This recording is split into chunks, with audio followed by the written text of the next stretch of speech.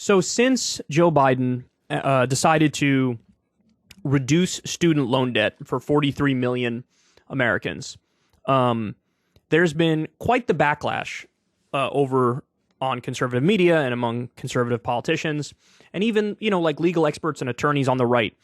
They have decided, no, we're going to use this to go on the offense. We are going to go after Joe Biden, and we're going to try to slap this down. So there's a bunch of legal avenues that are being explored now by a number of people, and their goal, in no uncertain terms, is to block Biden from reducing student loan debt. So again, just to give you the specifics on it, it's $10,000 of student loan debt reduction for people who make $125,000 a year or less. There's another provision, if you're a Pell Grant recipient, which means you're lower income, then you get up to $20,000 of the student loan debt reduction.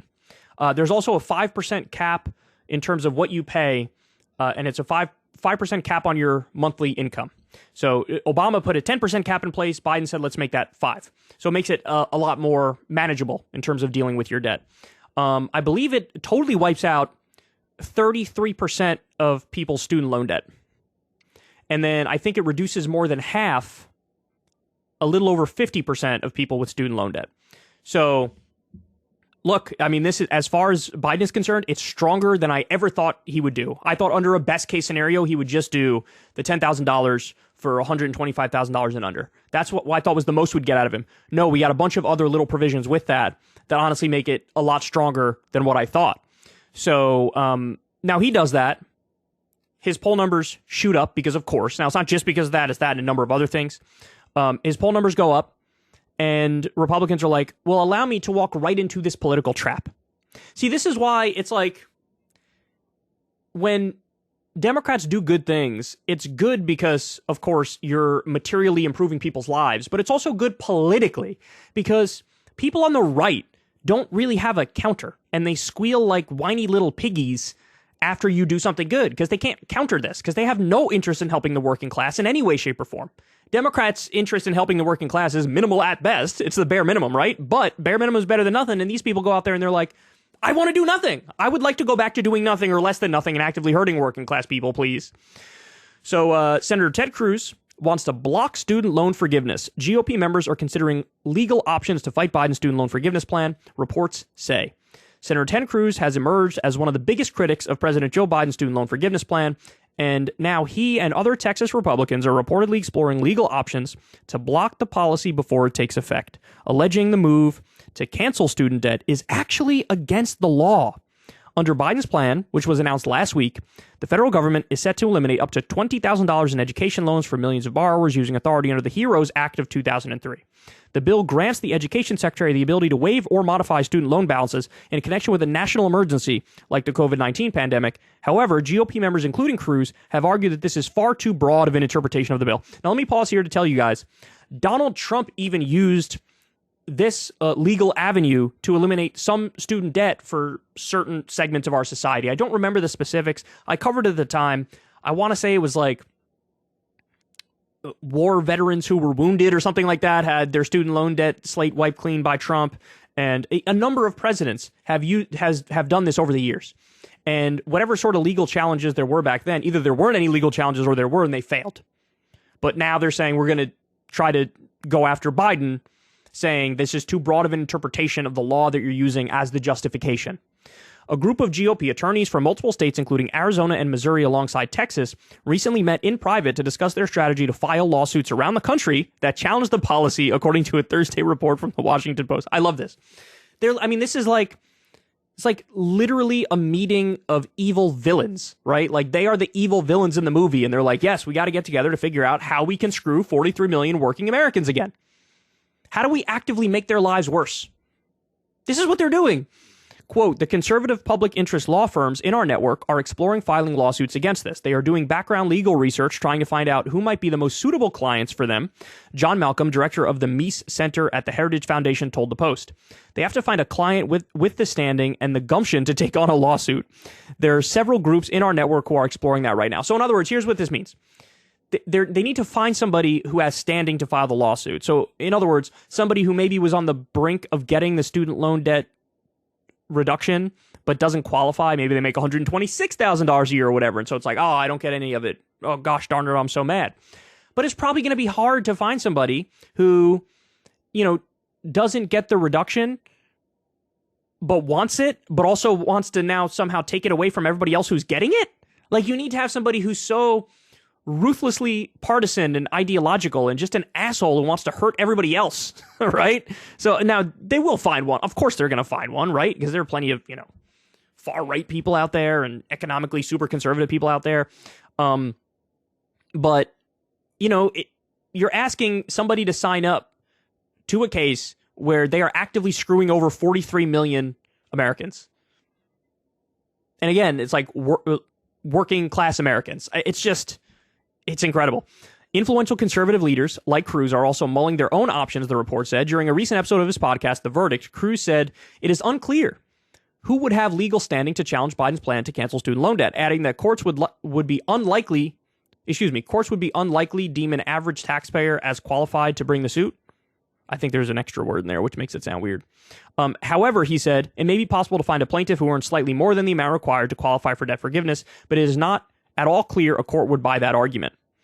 So they go on here. A lawsuit could potentially also be filed on behalf of a current student, arguing the plan will lead colleges to raise tuition and subject students to higher fees. The difficulty here is finding a plaintiff who the courts will conclude has standing to challenge this, Cruz said. This may prove a real challenge. Likewise, like other conservatives, Cruz has called Biden's relief plan illegal, arguing the president does not have the authority to cancel student debt. Following the plan's announcement, Cruz issued a statement claiming that it will cost roughly $2,100 per taxpayer, and adding that the highest concentration of student loan debt is held by people in the U.S. Capitol. This administration's policy is to force blue-collar workers and American families across the country to pay off the cost of a Washington bureaucrat's college degree. It's morally bankrupt, Cruz wrote, adding there is no way to cancel student debt. Okay. I mean, this is just not true. We've gone over this before. The right has this line that they've been using. Oh, you want to get a trucker to pay for somebody's, interpretive lesbian dance theory degree? Please. Nonsense. A lot of the people who are getting their loan debt canceled are working class people. Some are literally truckers. Okay? This is just a bullshit argument to try to pretend like this pro-working class policy is actually elitist. And these Republicans, as they are being elitist, they pretend like I'm pro-working class. I would much more respect it if the argument was honest and was like, I don't want to help these working class people. Make an argument on those terms, acknowledging that your position is the one that is not pro-working class. Like, to be fair, I think some libertarians would make that argument. Some Ron Paul type would make that argument. But the argument from Ted Cruz and the argument from a lot of these elected Republicans is just flat out deception. Like, let's just lie and say this isn't helping working class people, it's hurting working class people. Preposterous on its face when 43 million Americans are getting relief. 43 million. This will cost every tax, and by the way, 90% of them make $75,000 a year or less. So the idea of these are the elitists. My ass cheeks, they're the elitists. This will cost every taxpayer. Okay, we've been over this. That, by the way, that's not how that works. In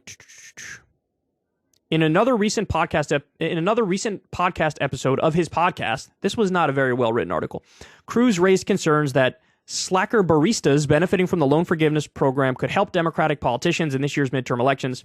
By the way, yeah, when you materially look out for the people, they will vote for you. Yes. But he phrases it as if slacker baristas, as if it's these are all lazy people who are assholes and have pink hair.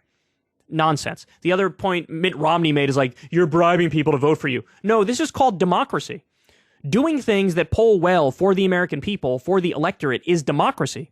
Corruption is like Mitt Romney and Ted Cruz taking a colossal amount of money from billionaires and corporations and serving them over the interests of the American people, over the interests of what polls well.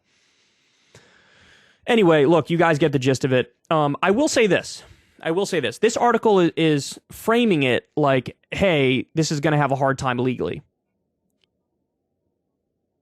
I'm less optimistic. I think there's a chance it does get struck down. Now, but hold your horses, because there is a silver lining here. The silver lining is, I think he just used the wrong justification for doing this. He's using the HEROES Act and interpreting it about, a national crisis like the pandemic and saying, because of the pandemic, we're going to do this. No. All you had to do was use the 1965 Higher Education Act, which gives the Secretary of Education the right to cancel whatever debt they want to cancel. Guys, the federal government holds like 80 or 90% of student loan debt. So it's the federal government. So they can do whatever they want with it, right? And under the 1965 Higher Education Act, they 100% have the authority to do it. We've covered, segments where the leading experts on this exact idea have talked about the exact legal justification you have. If they took that approach, there's no question it would stand up in court. There's no way around it. So I don't know why he used this weird roundabout way.